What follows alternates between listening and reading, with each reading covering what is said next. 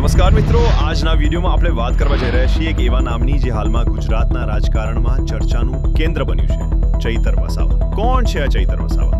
શા માટે તેમની ધરપકડ થઈ? શું છે તેમના જીવનની પૃષ્ઠભૂમિ અને જનતાની વચ્ચે તેમની લોકપ્રિયતાનું રહસ્ય?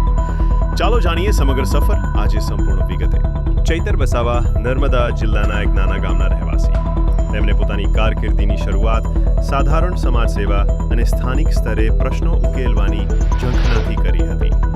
આદિવાસી સમુદાયના હક માટે લડતા ચૈતરભાઈને લોકોએ પોતાનું નેતા માની લીધો. તેઓ 2022માં ગુજરાત વિધાનસભાની ચૂંટણીમાં આમ આદમી પાર્ટી તરફથી ડેડિયાપાડા બેઠક પરથી ચૂંટાયા હતા. 2032ની ચૂંટણીમાં તેમણે ભાજપના દમદાર ઉમેદવારને હરાવીને એક ઐતિહાસિક જીત મેળવી. એ જ બળથી ચૈતર વસાવા જનતાનો ધારાસભ્ય તરીકે ઓળખાવા લાગ્યા.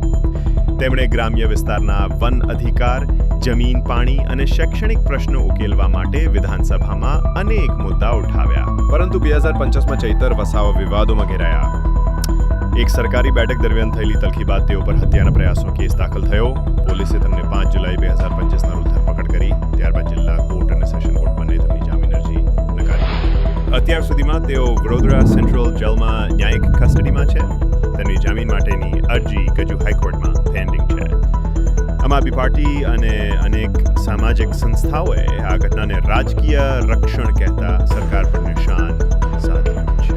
ચૈતર વસાવા આજ પણ ઘણા લોકો માટે આશાની કિરણ છે. તેમની ધરપકડ પછી હજારો લોકો રસ્તા પર ઉતરી પડ્યા.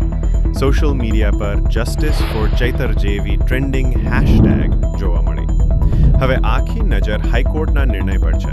શું તેમને જામીન મળશે કે આ કેસ નવા વળાંકો લાવશે? મિત્રો, ચૈતર વસાવાની કથા એ એક સામાન્ય માનવીની રાજકીય યાત્રા છે, જે આજ ન્યાય માટે સંઘર્ષ કરી રહ્યો છે. આવી માહિતીસભર વાર્તાઓ જોવી ગમે તો અમારી ચેનલને લાઈક કરો, સબસ્ક્રાઇબ કરો અને શેર કરો તમારા મિત્રો સાથે. જુઓ, જાણો અને જગાવો, કારણ કે દરેક સમાચાર પાછળ હોય છે એક કથાની ગહન